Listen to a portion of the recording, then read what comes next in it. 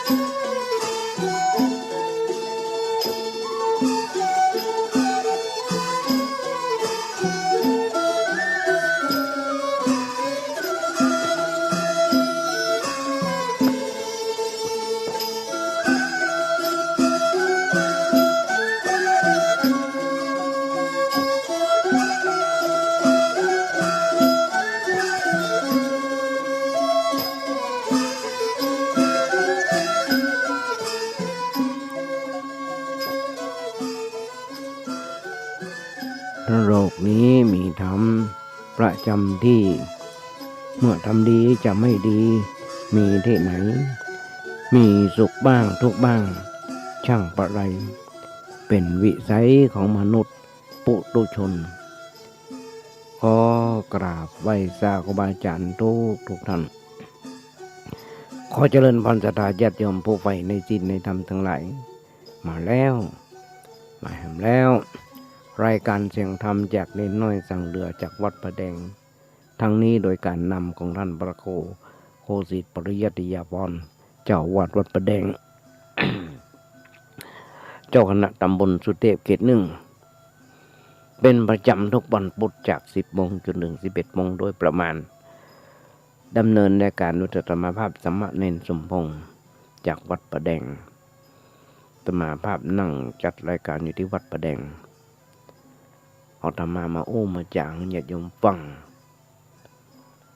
โดยนั่งที่นี่ที่วัดประแดงส่งเสียงมายังสถานีวิทยุ FM 104.5 ของวัดไผ่หินซึ่งตั้งวัดไผ่หินก็มีท่านพระครูสมุวิศวัตรวรกิจโจนายสถานีและเจ้าอธิการสถานีวิทยุ FM 104.5 ของวัดไผ่หินก็ตั้งขึ้นโดยที่มีท่านพระครูปริยัติยานุศาสตร์ผู้ก่อตั้งอาตมาภาพได้มีโอกาสฝึกได้มีโอกาสหัดได้มีโอกาสเอาธรรมะมามาจางญาติโยมฟังและสถานีวิทยุ FM 104.5 ของวัดไผ่หินตลอด 24 ชั่วโมงสับเปลี่ยนหมุนเวียนผู้มากความมุ่งบอกว่าจะเป็นพระสงฆ์องค์เจ้าบาอาจารย์บัณฑิตนักปราชญ์ได้เอาอะไรกันได้เอาธรรมะมาจ่าญาติโยมทั้งหลายออนไลน์ไปทั่วโลกฟังได้ตลอด 24 ชั่วโมงสับเปลี่ยนหมุนเวียนกันไปต่อที่มีโอกาสเพราะฉะนั้นญาติโยมทั้งหลายอาตมาผู้หนึ่งที่เอาธรรมะมามาจากให้โยมฟังครูบาอาจารย์เพิ่นสอนเสมอ ตั้งแต่บนวันที่วันบวชเพิ่นบอกว่าอยู่วัดจะไปอยู่บ่ได้วันมันไหว้พระสวดโยโกห้องแล้วก็นำธรรมคำสอนขององค์พระสัมมาสัมพุทธเจ้ามามาจากญาติโยมฟังพ้องท่านแรกที่สอนธรรมะภาพก็มีท่านพระครูโคสิทธิปริยัติยาภรณ์เจ้าวัดประแดงเจ้าคณะตำบลสุเทพเขต 1โดยที่เริ่มแรกธรรมะภาพได้รับโอกาสจากนายแจ็คหายจ้อยหรือก็นายคุณาวุฒิคุณยศยิ่งเพิ่นให้โอกาสธรรมะภาพเพราะฉะนั้นญาติโยมทั้งหลายศ ำนึกในบุญคุณของเบิ้ลทุกๆท่านผมบาทท่านพระครูกุศิปริยัติยพรบอกว่าจะเป็นท่านพระครูปริยัติยานุศาสตร์และศรัทธาญาติโยมทั้งหลายโดยเฉพาะท่านพระครูสมุวิศวัตวรกิจโจออนไลน์ส่งรีโมทมาซ่อมคอมมือยังต่างๆก็ได้รับความเมตตาจากท่านพระครูสมุวิศวัตวรกิจโจเป็นประจำอย่างเมื่อกี้วันที่ผ่านมาหลายๆอย่างมันลุมันพังมันซ่อมถ้ามาบอกเป็นแม้กระทั่งหลานสาวแม้กระทั่งส่งไปห้องช่างก็ยังมาแล้วเรื่องเพราะมันหน้าที่ไปหน้าที่มันช่างเบิกซ่อมคอมของเฮาท่านพระครูก็เบิดลงโปรแกรมอย่างต่างๆต้องขอความเมตตาจากเปิ้ลแต่มาได้รับความเมตตาจากเปิ้ลมาโดยตลอดอยากยมตรายบางเดือบางอย่างบางวัน2 เดี่ยว3 เดี่ยวเป็นชั่วโมงดีหมดมาซ่อมมาทอมมาดูต้องอนุโมทนากราบขอบพระคุณน้ำจิตน้ำใจของครูบาอาจารย์ที่เมตตาญาติโยมทั้งหลายธรรมภาพบอกญาติโยมแล้วว่าถ้าโลกนี้มีธรรมประจำที่เมื่อทำดีจะไม่ดีมีที่ไหนมีสุขบ้างทุกข์บ้างช่างประไรเป็นวิสัยของมนุษย์ปุถุชนก็ขยายใจความมือญาติโยมฟังได้หลายอย่างหลายอันยังมีแหมโยงสุขโกปุญญาสะอุจจโยการสั่งสมบุญนำสุขมังบ่อบุญญาติโยมทั้งหลายเปรียบเสมือนนาที่ดีดินที่ดีปุ๋ยดีปลูกอะไรอย่างมันก็ยังย่อมงดงามได้ผลดี คนที่มีสติมีศีลดีบุญดีทำอะไรอย่างก็เจริญงอกงามตาหูปากจิตใจมือเท้าเป็นบ่อเกิดแห่งบุญและบาปเพราะฉะนั้นเราต้องปิดปากปิดบาปสร้างบุญในตัวเราทุกวันปากของเราจะไปจมจะไปเดือดจะไปจมจะไปเดือดตาของเราพออย่างมันเป็นบุญหูฟังอย่างก็คือเป็นบุญปากโอ้อย่างก็คือเป็นบุญจิตเรากึดอันอย่างก็คือเป็นบุญมือจะทำอันอย่างก็คือเป็นบุญตีนเดินตีนเที่ยวไปในเส้นทางแห่งบุญอย่างน้อยๆตื่นเจ้ามาฟังน้อยตัวนี้เป็นเวลาอันเหมาะ10 โมงถึง 11 โมงทำไมอาตมาต้องงูว่าเป็นเวลาอันเหมาะญาติโยมกำลังบางคนบางท่านก็กำลังกวาดกำลังกังขวางซักเสื้อซักผ้าทำกับข้าวกับปลาให้ลูกหลานตานเต้าได้กินเพราะว่าอย่างไม่ได้ไปโรงเรียนพ่องเพราะว่าบางคนเรียนเวิร์กโฮมอยู่ที่บ้านเรียนอยู่ที่บ้านออนไลน์อยู่ที่บ้านเรียนทางออนไลน์มันได้ไปโรงเรียนเพราะโรคโควิดก็ฟังไปเพราะฉะนั้นญาติโยมทั้งหลายกวาดกระล่างกางขวางฟังไปยุคนี้สมัยนี้สะดวกสบายเปิดวิดีโอฟังไปเอาโทรศัพท์เสียบหูไปเปิดฟังไปเพราะฉะนั้นตื่นเช้ามาเป็นแบบเนี้ยแล้วก็จะของปลูกบุญในตัวอย่างน้อยๆก็ฟังธรรมะธรรมโมฟังครูบาอาจารย์สร้างสวรรค์ในกับชีวิตโดยอวัยวะในกายของตัวที่บอกแบบนี้ก็คือว่าทุกอิริยาบถทุกลมหายใจนึกเป็นบุญทำบุญต่างๆเพราะฉะนั้นญาติโยมทั้งหลายคนเฮาอย่างที่บอกแต่มาจำกรรมของท่านพระครูท่านพระครูธรรมนุนธรรมคุณงเจ้าอาวาสวัดสันทรายหลวงเปิ้นเคยบอกว่าสังขารจะสะสวยต้องมันขัดสีคนจะดีต้องมันฟังเทศน์อยากเป็นคนพิเศษต้องสร้างเหตุแห่งความดี ทุกสิ่งทุกอย่างญาติโยมทั้งหลายสิ่งหลายๆสิ่งหลายๆอย่างมันมาเที่ยงเขาจะหันว่าอากาศก็มันเปลี่ยนแปลงก็เดี๋ยวร้อนก็เดี๋ยวหนาวเดือนนี้เป็นเดือนสุดท้ายของปีเดือนสุดท้ายของปีหยังปี2565 2566ก็จะหยังวันนี้เป็นวันดาเป็นวันโกนวันบกจะเป็นวันพระเดือน3เดือน3ต่างภาคใต้ภาษาใต้ไปภาคกลางบนห้องมาเดือนอ้ายเดือนอ้ายห้องเดือน3กันมันมีหนาวมีร้อนบ่เที่ยงเป็นธรรมชาติบางที่แห้งฝนตกน้ำนองกันบางที่บางแห่งก็ร้อนอย่างกุฏิวัดประแดงเดี๋ยวร้อนเดี๋ยวหนาวอากาศมันบ่เที่ยงธรรมาก็ตามสุขภาพบ่ค่อยจะดีกันเท่าใดเพราะฉะนั้นญาติโยมทั้งหลายการอู้ถึงเรื่องแบบเนี้ยมันเป็นแสดงถึงเรื่องของธรรมะ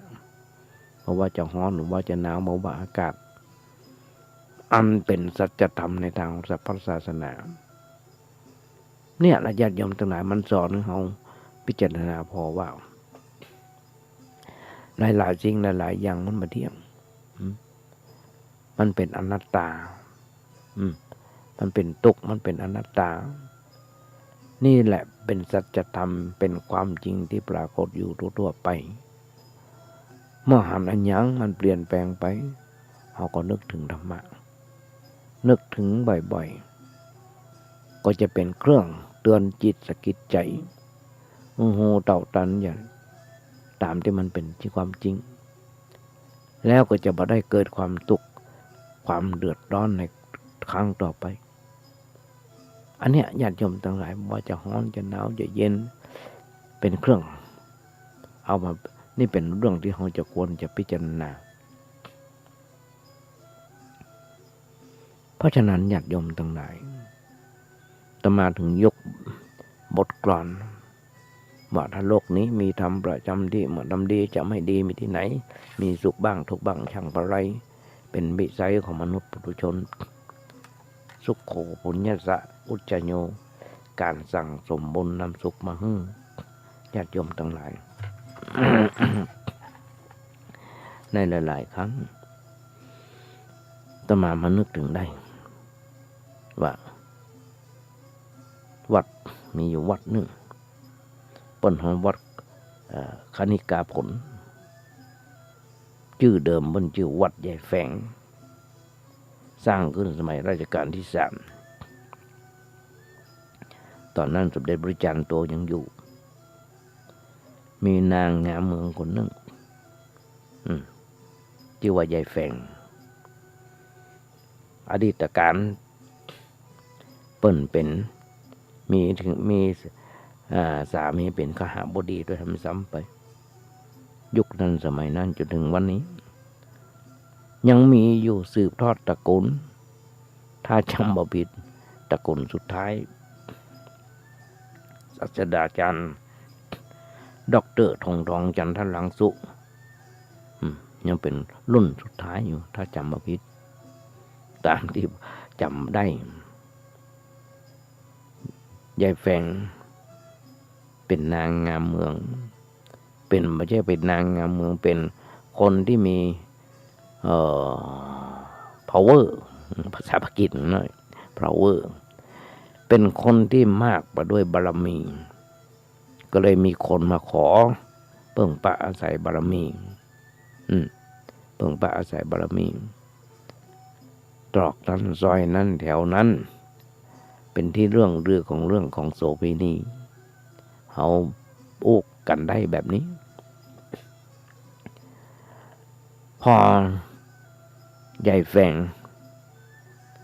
เปิ้นมากไปด้วยบารมี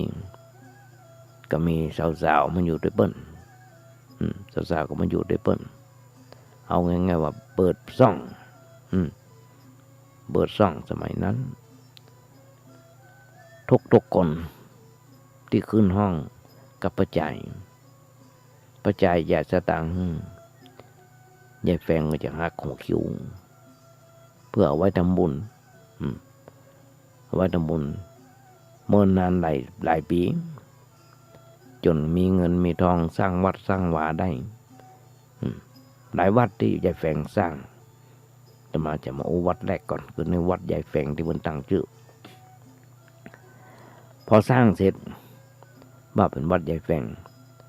ก็ไปขอ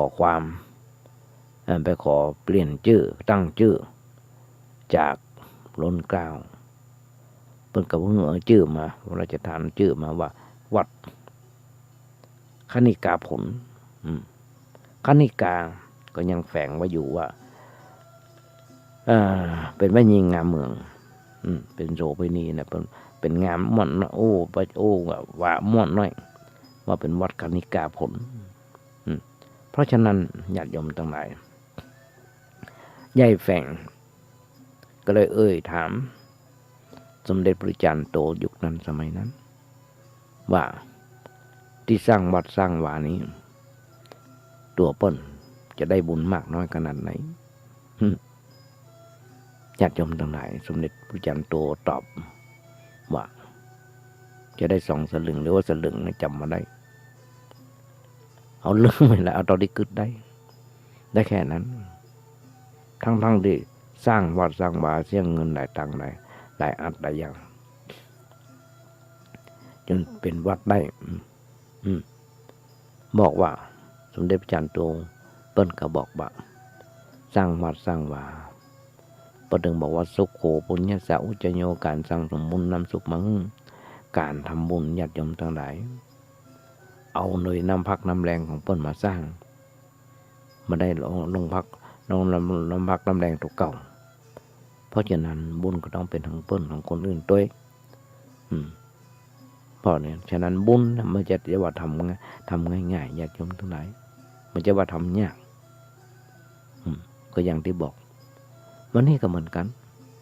เป็นวันหนึ่งเป็นวันด่าญาติโยมหลายคนฟังตอนที่ผ่านมาแต่มาก็โอ้บอกญาติโยมฟังนะว่ากุดยังไงก็จะโอ้ญาติโยมฟัง ในชีวิตประจำวันของเราแต่ละคนนั้นย่อมมีความมุ่งหมายไปอย่างเดียวกันนั่นคือ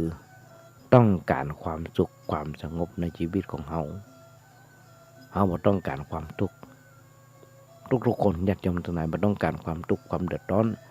บ่ต้องการความมุ่งหมายอันเป็นเรื่องที่มันขัดกับปกติธรรมดาเพราะปกติธรรมดาของคนเฮานั้นย่อมสงบอยู่แต่ความบ่สงบมันเป็นแขกแปลกหน้า เป็นแขกแปลกหน้ามันจรเข้ามาเป็นครั้งเป็นคราว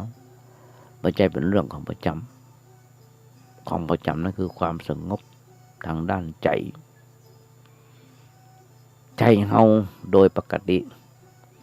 มันมีความสงบบ่วุ่นวายบ่มีปัญหาอย่างเกิดขึ้นมากนะแต่ที่มันวุ่นวายเร่าร้อนขึ้นมาในใจนั้นนั่นแสดงว่า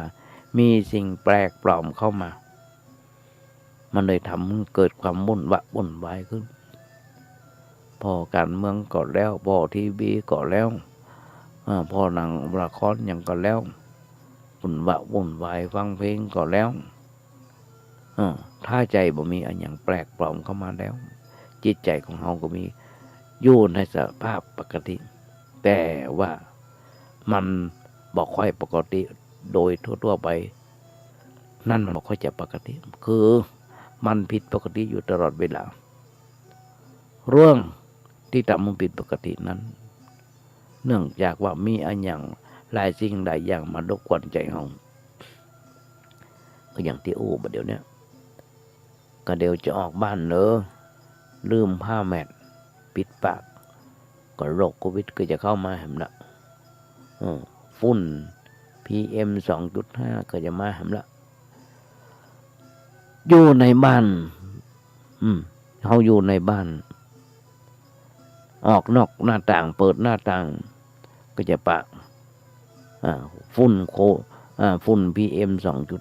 2.5ต้องปิดปากอยู่ตลอดเวลาทำไมญาติโยมทั้งหลายถึงอย่างนี้ฝุ่น PM 2.5 นั้นเป็นฝุ่นบางครั้งตามที่เพิ่นวิจัยแล้วว่าอาจจะเป็นบ่อเกิดแห่งโรคมะเร็งเกิดโรคหลายๆสิ่งหลายๆอย่างญาติโยมเรื่องไหนต้องฟังข่าวพอข่าวด้วยเราอ่อนอายุ27 28เป็นโรคมะเร็งกัน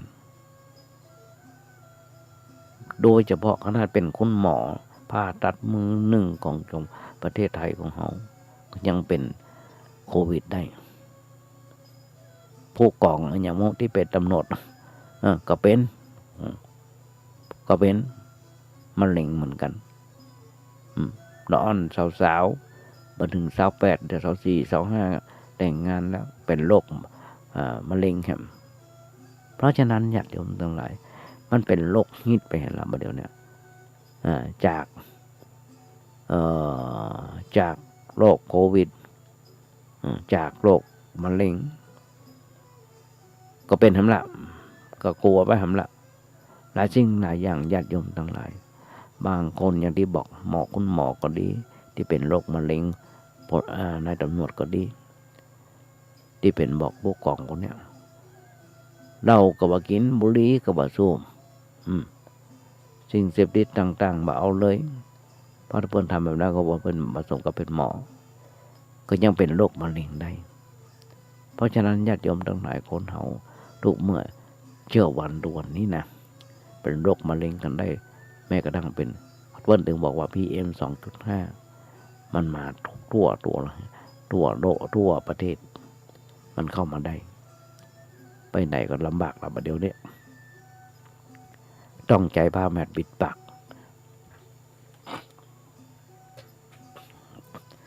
เนี่ยญาติโยมตั้งไหนมันเปรียบเสมือนข้าศึกที่มันมารุกรานเขามันทำลายจิตใจของเขามันเสียปกติภาพไปอันนี้แหละเป็นเรื่องจำเป็นที่เราจะต้องศึกษาธรรมะคล้ายๆกับว่าเปรียบอยากจะฟังคำเปรียบเสมือนว่าเราจะไปต่อสู้เราต้องเรียนรู้ยุทธวิธีว่าเราไปรบทับตับศึกไปตีกับไผก่อนจะเนี่ยยังได้อยู่ๆจะขึ้นไปตีกับเปิ้นมันก็เป็นไปบ่ได้หรือว่าจะเกณฑ์คนธรรมดาไปรบทับจับศึกย่อมมาได้อย่างตำรวจเปิ้นบอกยุทธวิธีจับคนบ้าคนคลั่งที่ติดโยกติดยาอย่างต่างต้องเรียนยุทธวิธีมีไม้งามมีปืนไฟฟ้าเพื่อสยบกันความคลั่งของเพิ่นเพราะฉะนั้นนี่แหละต้องเรียนรู้แต่วิธีขณะเรียนรู้ยุทธวิธีนั่นนะญาติโยมทั้งหลายบางครั้งคนคลั่งฟันตำรวจยิงตำรวจหันอยู่ทุกเมื่อเช้าวันนี่คือสิ่งที่มันเป็นอันตรายต่อบุคคลทั่วไปแล้วก็ผลที่สุดถ้าบ่เรียนรู้ยุทธวิธีก็พ่ายแพ้ต่อข้อสืบมันเป็นธรรมดาในด้านการยุทธซึ่งมันคล่องแคล่วว่องไวต้องฝึกต้องฝนกันไว้ ต้องฝึกต้องฝนกันไว้อาตมาภาพตอนที่ผ่านมาทุกเมื่อเช้าวันจาก4 โมงเมื่อแรงถึง2 ทุ่มอาตมาจะเอาเทปไปบันทึกไว้ส่งไปให้ญาติโยมทั้งหลายครูบาอาจารย์ทั้งหลายโดยในเฉพาะในไลน์มีอยู่200 กว่าคนมี200 กว่าคนที่เป็นเพื่อนกันในไลน์ใน Facebook จำมาได้ในไลน์ใน Messenger ก็จำมาได้อาตมาจะเปิดถึงวันจาก4 โมงมาแรงจนถึง2 ทุ่มครูบาอาจารย์ญาติโยมทั้งหลายทุกๆคนที่อยู่ในไลน์ในอย่างต่างๆก็คือกำลังอกกำลังใจกันโดยเฉพาะบัณฑิตนักปราชญ์ครูบาอาจารย์ นักประจัดรายการอย่างต่างๆก็คือกำลังอกกำลังใจกันมาก็มีกำลังใจในการทำงานกันต่อไปเพราะฉะนั้นนี่แหละญาติโยมทั้งหลายสิ่งที่อาตมาทำอยู่ทุกเมื่อเช้าวันมีความตายต่ออันหนึ่งที่จะทำให้อาตมาพ่ายแพ้ก็แพ้ไปต้องตกว่าเป็นทาสของสิ่งที่นั้นเรื่อยไปมีทางที่จะเป็นไทยแก่ตัวญาติโยมทั้งหลายการเป็นอยู่ในชีวิตประจำวันก็เหมือนกับการบัดเดียวนี้ทุกๆคนมันกับอยู่ในสมรภูมิรัฐบาลก็แก้ก็อย่างต่างๆทุกเมื่อเช้าวันโรคภัยไข้เจ็บอย่างต่างๆเปรียบเสมือนประชากรประเทศไทยทั่วโลกก็ว่าได้อยู่ในสมรภูมิเขาจะต้องต่อสู้รบตบมือกับสิ่งเหล่านั้นเป็นเรื่องที่ทำอยู่เป็นประจำออกบ้านไปก็ต้องใส่ผ้าแมสอยู่บ้านก็ใส่ผ้าแมสละแอลกอฮอล์ก็ต้องมีเจลก็ต้องมีแต่ว่าบางคนบ่ฮู้คือว่า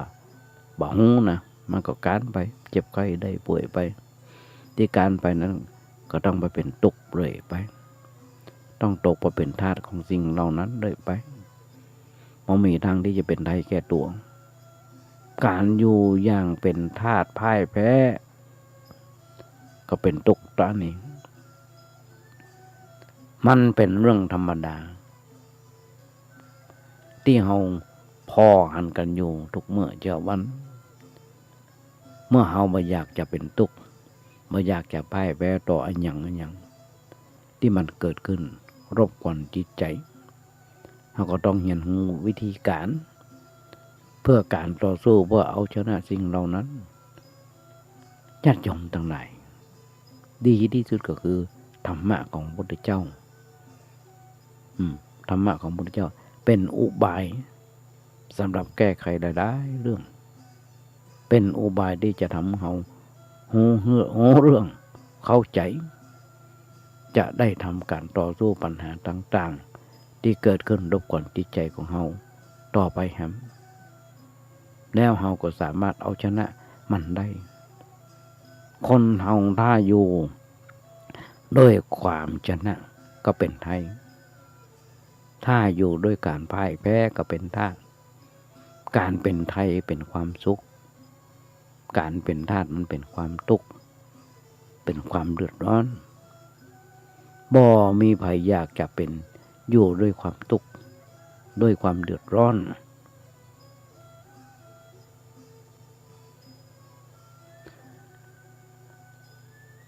อยากจะอยู่ด้วยความสุขความสงบด้วยกันทั้งนั้น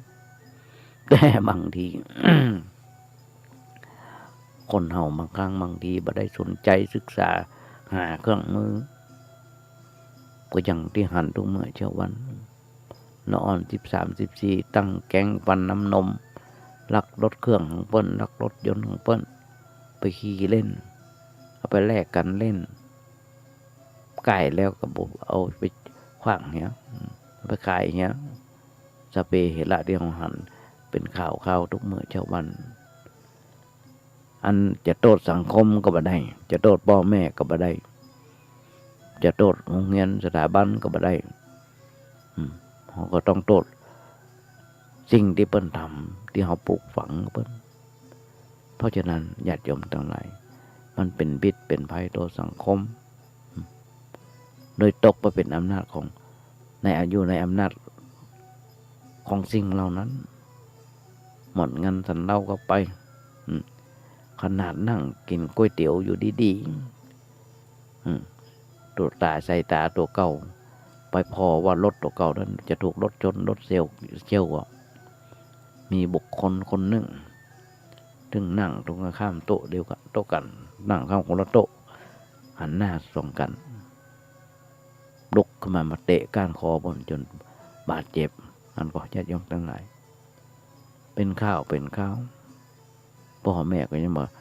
ถามมาเป็นอย่างพ้องเป็นอย่างไรพ้องมาถามเลยป่าลุกออกไปบ้านเนี่ยไปนั่งขณะคนเตะก้านคอบนนั้นเป็นปิกไปนั่ง กินต่อไปก๋วยเตี๋ยวต่อไปครับพ่อแม่บ่สนใจอันเนี้ยปลูกฝังสิ่งที่บ่ดีบ่ถูกเลยตกอยู่อำนาจในสิ่งเหล่านั้นอันเป็นต้องเป็นทุกข์อยู่ตลอดเวลาและในขณะที่เขามีความทุกข์ความเดือดร้อนเนี่ยก็บอกว่าจะหนีกันอย่างไรทนทุกข์กันเรื่อยไปอย่างนี้ชีวิตมันก็ลำบากเป็นอยู่อย่างเศร้าหมองประพองใสเขาบอกคนจะไปเป็นอยู่ในระยะรูปแบบนั้นอย่างน้อยๆก็ต้องศึกษาธรรมะป้องเพื่อนำธรรมะไปใช้ในหลักเป็นหลักในชีวิตประจำวันของเขาต่อไปญาติโยมทั้งหลายหลายคนหลายท่านฟังกันเป็นประจำอย่างที่หูกันเพราะทุกคนที่ฟังมาส่งไปถึง300 กว่าคนในไลน์ใน Facebook ใน Messenger ฟัง2 คนก็พอใจมันต้องเสียสตังค์ฟังแบบนั้นที่นี้ญาติโยมทั้งหลายญาติโยมมุ่งส่วนธรรมการศึกษาธรรมะนั้นอย่าเพียงแต่ศึกษาศึกษาทฤษฎีเฉยๆอย่าเพียงแต่หูเอาไว้อู้กันเล่นหรือไว้เพียงแต่ประดับความหูหรือว่าเอาไปอู้กันไปเถียงกันหน้าดำกำเกลียดหน้าดำกำเกลียดอย่างนั้นมันเกิดประโยชน์อะไรอย่างก็คุ้มค่าเขาจะต้องเอามาใช้เป็นหลักปฏิบัติในชีวิตประจำวันอย่างแท้จริงการใช้เป็นหลักในชีวิตประจำวันจริงๆนั่นแหละถึงจะเกิดประโยชน์แก่เขาจะมาขอยกคำโอ้หังกรรมสุขโขปุญญาสาการอุจจโยการสร้างสมบุญน้ำสุขมาบุญน่ะมันจะว่าง่ายบุญน่ะมันจะว่ายากจะว่าง่ายมันก็ง่ายจะว่ายากมันก็ยากหลายปีที่ผ่านมาญาติโยมทั้งหลายอย่างวัดประแดงมีการทอดกฐินการทำบุญอย่างต่างๆอาตมาก็แจกซองกฐินไปในทางไลน์ของในเพจเชื่อเฟซบุ๊กของแนบไปโดยบัญชีของวัดญาติโยมอยู่ไกลมาบ่ได้หลายที่หลายแห่งหลายจังหวัดก็ส่งสตางค์มาทางบัญชีของวัด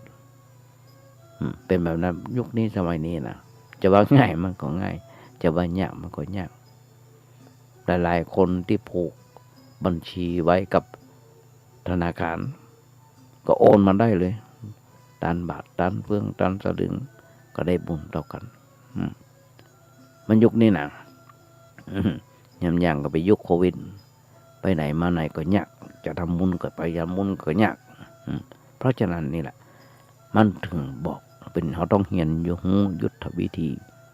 แต่มาเป็นคนที่บอกเขาจะเป็นในเรื่องพวกนี้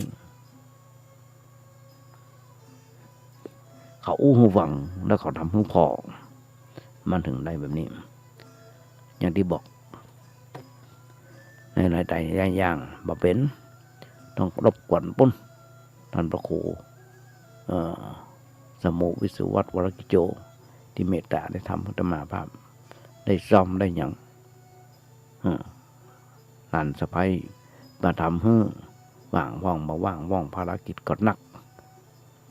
ญาติโยมทั้งหลายจึงบอกว่าเมื่อบุคคลเอามาใช้เป็นหลัก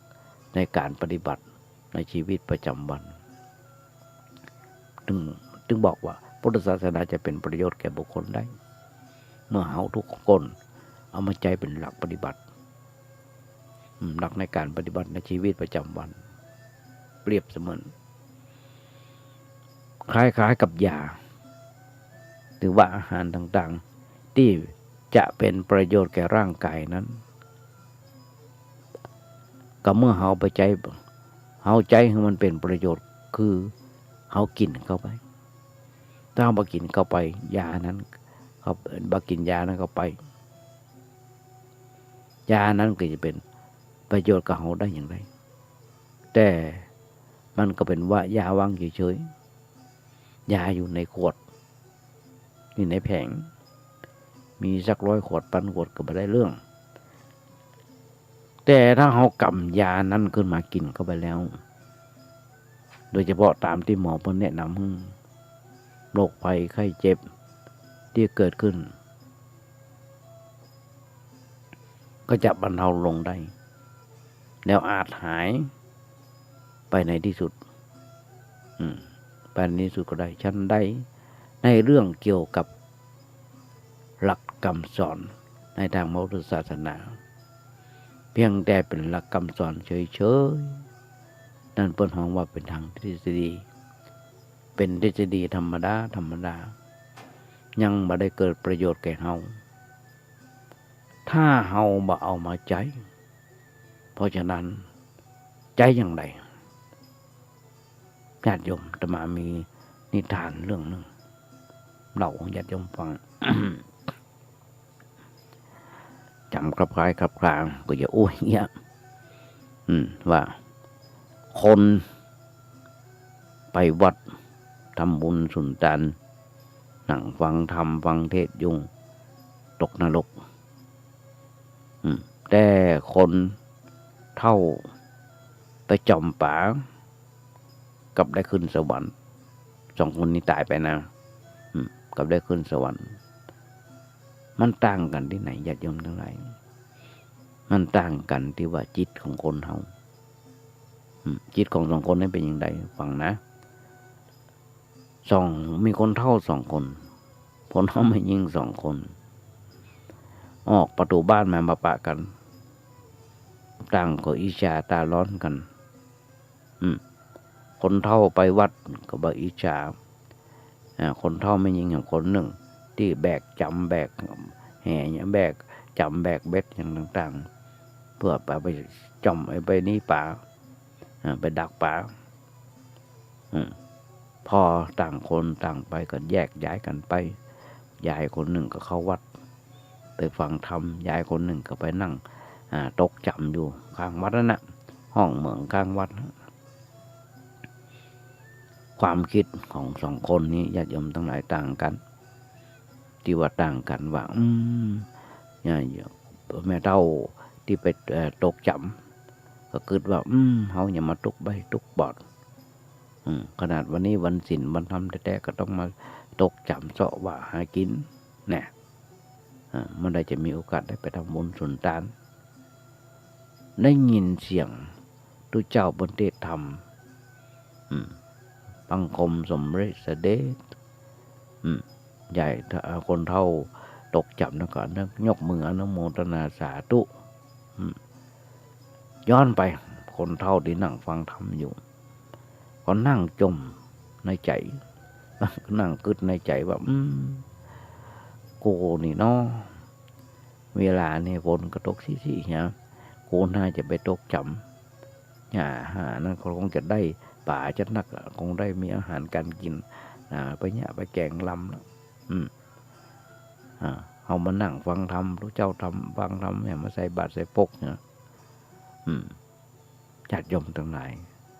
พอถึงเวลาตายไปอย่างที่บอกคนหนึ่งไปตกนรกคนหนึ่งไปได้ไปขึ้นสวรรค์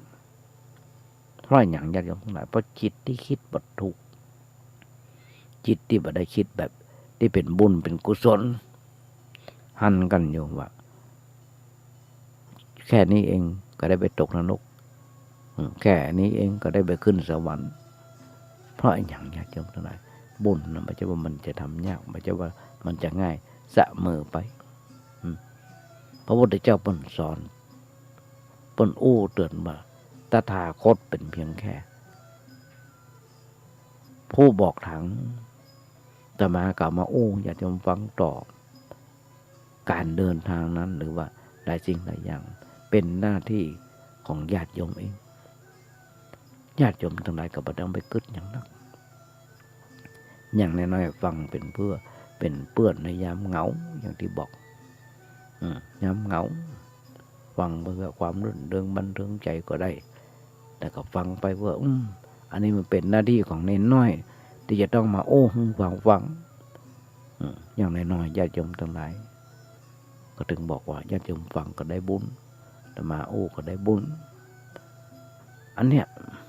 แต่มาบัดลืมข้าวแดงแกงฮ้อนของสดาญาติโยมที่ส่งเข้าป่าอาหาร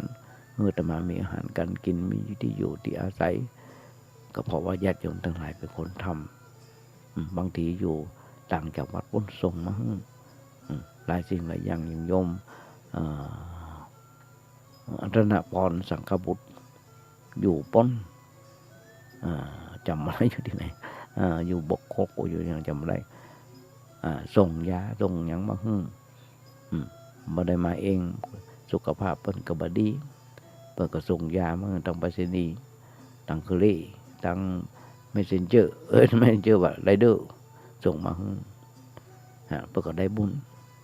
อันเนี้ยเป็นการบ่งชี้เราเข้าใจว่าพระเจ้าเป็นคือเพียงแค่เป็นผู้บอกทางเราการเดินทางเป็นหน้าที่ของเราเองถ้าหากว่าเราหูทางแล้วเราบัดเดียวทางนั้นก็บ่เกิดประโยชน์กันอย่างกับเรา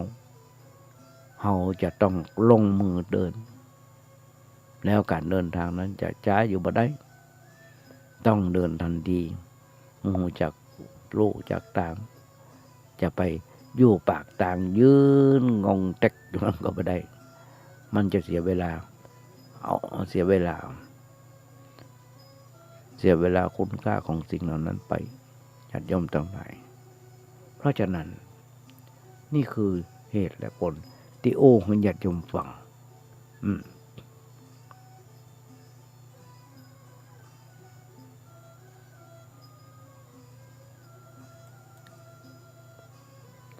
ญาติโยมทั้งหลายคนเฮาเลือกบ่ได้ที่จะเกิดเลือกบ่ได้ที่จะแก่ เลือกบ่ได้ที่จะเจ็บเลือกบ่ได้ที่จะตายเลือกบ่ได้ที่จะต้องพลัดพรากจากคนที่ฮักของที่เฮาห่วงแหนแต่เฮาสามารถเลือกได้ว่าจะเกิดพบใดจะแก่จะเจ็บจะตายจะอยู่กับความพลัดพรากแบบใดแบบสุขสมหรือว่าทุกข์ทรมพุทธศาสนาสอนเฮาวางแผนการเกิดด้วยการสร้างบุญสร้างกุศลทำความดีเมื่อสร้างความดีย่อมเกิดสิ่งดีๆเมื่อสร้างสมความดีย่อมเกิดในภพภูมิที่ดี พระพุทธศาสนาสอนให้คนเขาเข้าใจในกฎธรรมชาติแห่งชีวิตอยู่กับความแก่ความเจ็บความตายความพลัดพรากความเข้าใจกฎไตรลักษณ์อนิจจังทุกขังอนัตตาอย่างสุขใจญาติโยมก็จะหันได้อยู่ทุกเมื่อเช้าวันการเกิดการแก่การเจ็บการตายหันก็ได้ทุกเมื่อเช้าวันคนเฮานั้นเดือนนี้เป็นเดือนสุดท้าย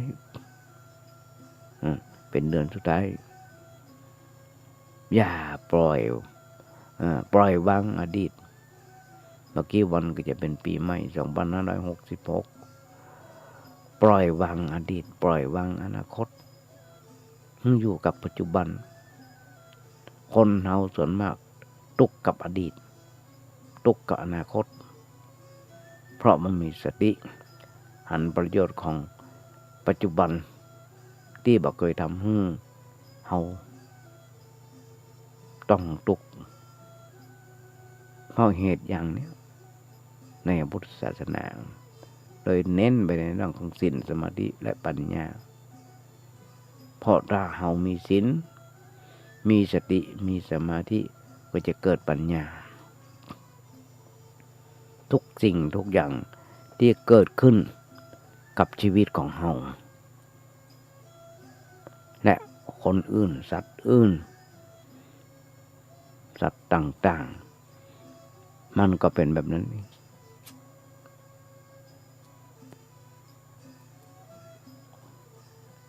บ่มีอะไรอย่างเกิดขึ้นมาลอยๆบ่มีอะไรอย่างเกิดขึ้นมาด้วยความบังเอิญสัตว์โลกย่อมเป็นไปตามกรรมก็ถึงบอกกรรมมุนาวัตติโลกสัตว์โลกย่อมเป็นไปตามกรรมตัวเฮาเองก็เช่นเดียวกันชีวิตของเฮาเป็นไปตามเหตุปัจจัยที่เฮาได้สร้างสมได้สั่งสมได้ทำมาเองทั้งกายก็ดีทั้งวาจาก็ดีทั้งใจก็ดีทั้งนั้นเมื่อมีเหตุมันก็มีผลเมื่อปัจจัยถึงพร้อมกรรมก็ส่งผลดีบ้องส่งผลบ่ดีพ้องก็ทำเฮาก็ทำผลทุกข์นั่นเอง ทำนั้นเนอะน้องจะเอ็มละนี่แหละโรคภัยไข้เจ็บของคนเฮา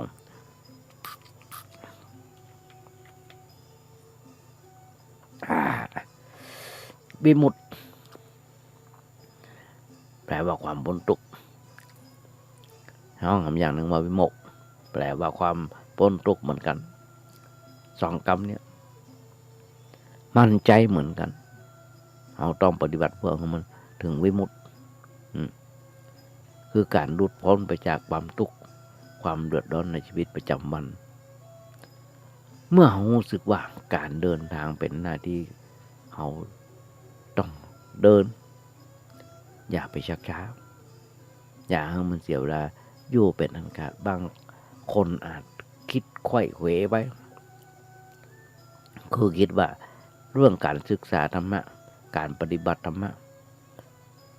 เอาไว้เมื่อเฒ่าเมื่อแก่เมื่อเฒ่าเมื่อแก่ก่อนเมื่ออายุนักก่อนอันนี้เป็นเรื่องอันนี้เป็นห้องว่าอยู่ในความประมาทเพราะว่าอย่างเพราะว่าเมื่อเราแก่แล้วเฒ่าแล้วมันบ่สะดวกด้วยหลายๆสิ่งหลายๆอย่างก็ลองกึกกระเตอะทุกเมื่อเช้าวันแต่มาหลังจากสวดมนต์เสร็จบอกว่าไม่เจ้าหัวแมลงต้องไปเดินรอบโบสถ์ไม่ใช่เดินธรรมดาญาติโยมทั้งหลายทุกเมื่อเช้าวันหลายปีดีดักเดินเพื่อบำบัดเพราะอัมพฤกษ์ครึ่งสิเดินเพื่อบำบัดจริงๆอย่างนั้นญาติโยมถ้ามาเดินมันรู้สึกว่าเส้นมันจะตึงฉันเพลเสร็จแล้วก็เดินไปรอบโบสถ์เพราะญาติโยมทั้งหลายนี่คือที่โอ้ของญาติโยมฟังบางครั้งบางสิ่งบางอย่างนุ่งขาวห่มขาวไปเข้าวัดยังบ่บุญเต้าคิดดีทำดีปฏิบัติดีอยู่ที่ไหนก็ดีใส่เสียหยังก็ได้ขอให้ใจเป็นบุญเป็นกุศลจิตก็เป็นสุขอยากโยมทั้งหลายเพราะฉะนั้นเป็นแบบนี้เนาะ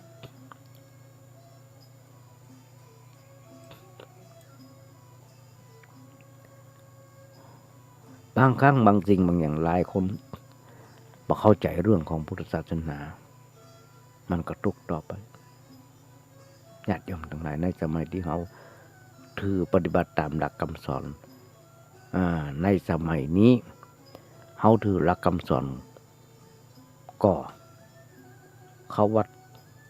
ก็มีแต่วุ่นวายนักหนาป่าป้านมันมีที่สิ้นสุดบอกว่าวัดวาอารามไทยมีแต่ความทะเยอทะยานหลายวัดหลายวาอยากเต็มหัวจิตหัวใจอยากจะเต็มที่หัวใจแล้วมันจะสุขในการใจเป็นสุขเรื่องเป็นสุขทั้งวัฏฏะเป็นสุขในวัฏฏะอย่างใดเนี่ยอยากโยมทั้งหลายศาสนาที่สอนอย่างนี้หมู่เฮาหลายๆคนหลายๆท่านพอเข้าใจเรื่องหลักคำสอนในทางพุทธศาสนาถ้าเฮาเข้าใจหลักคำสอนของพุทธศาสนา เขาจะมีความสุขในการนับถือศาสนาเป็นผีก็เหมือนกันเป็นเทวดาก็เหมือนกันรู้จักว่าพุทธศาสนาเป็นแบบไหนก็จะเอาหลักคำสอนมาปฏิบัติกันแบบนี้ญาติโยมทั้งหลายปนหนึ่งบอกศรัทธาเทวมนุษย์สารังพุทโธภควาพระพุทธเจ้าเป็นครูของเทวดาเป็นครูของจิตวิญญาณเป็นครูของมนุษย์ยังมาจบเดี๋ยวญาติโยมทั้งหลายมาเหลียวพอเวลาก็จะหมดทำแล้วต้องเอาในรายการนี้จากไปแล้วอาตมาในเป็นบทกลอนว่าถ้าโลกนี้มีธรรมประจำดีมาทำดีจำให้ดีมีที่ไหนมีสุขบ้างทุกข์บ้างจังประไรเป็นวิสัยของมนุษย์ปุถุชนวันนี้ขยายใจความเมื่อญาติโยมฟังได้แบบนี้แต่อีก่อนต้องมาฟังในวันพุธต่อไปต้องมาฟังกันในวันพุธต่อไปท้ายรายการวันนี้ญาติโยมทั้งหลายวางใจเป็นอย่างยิ่งว่าวันนี้ญาติโยมคนได้อันยังมานักคนน้อยมาภาพก่อนเดี๋ยวนำรายการนี้จากไปก็เอางานบุญงานกุศลนั้นญาติโยมฟังสักน้อยซึ่งทางวัดประแดงของเรามีการก่อร่างห้างแปลงซ่อมแซมเสนาสนะหลายอย่างหลายอันโดยการสำเร็จรุ่ล่วงไปแล้วยังมีต่อไปแฮมรอแปลนโยงทางท่านพระครูอุทิศปริยัติยาพรบอกบุญมาถึงวันบอกว่ามีงานต่างๆก็ฝากบอกบุญญาติโยมทั้งหลายจะร่วมทำบุญสุนทานด้วยกันโทรศัพท์ไปถามท่านพระครูเจ้าวาดได้ว่าเขาจะต้องมีการก่อร่างห้างแปลงซ่อมแซมเสนาสนะอย่างต่อไปแฮมวัดประแดงกำลังพัฒนาเพราะฉะนั้นจะต้องมีการพัฒนาให้มันก้านกงรุ่งเรืองให้มันดีต่อไปฝากไว้ว่าพุทธศาสนาของเราไม่ได้สร้างไว้เพื่อไผญาติโยมทั้งหลายโทรศัพท์ไปถามเพิ่นได้เบอร์บ่มีว่า0818815690 081881881560ญาติโยมทั้งหลายธรรมภาพต้องกราบขอบพระคุณในน้ำใจของท่านพระครูสมุวิศวะวรกิโจนายสถานีได้เปิดเครื่องและพร้อมทั้งซ่อมรีโมทมาซ่อมคอมซ่อมอย่างนี้ต้องกราบขอบพระคุณในน้ำใจของท่านพระครูเจ้าวาดที่เมตตาอินดูสงสารในน้อยตัวนี้ท้ายรายการวันนี้ญาติโยมทั้งหลายหวังใจเป็นอย่างยิ่งว่าญาติโยมคงได้อันยังมันนักก็น้อยวันนี้อาจจะเป็นวันครบรอบวันเกิดของใครคนใดคนหนึ่งแต่มาเป้าขออำนวยไว้พรมุสตาญาติโยมทั้งหลายขอมีความสุขมีความเจริญคิดสิ่งหนึ่งสิ่งใดสมความมุ่งมั่นปรารถนาขอให้ญาติโยมมีความสุขความเจริญอย่าเจ็บอย่าไข้กันเลยขอเจริญพร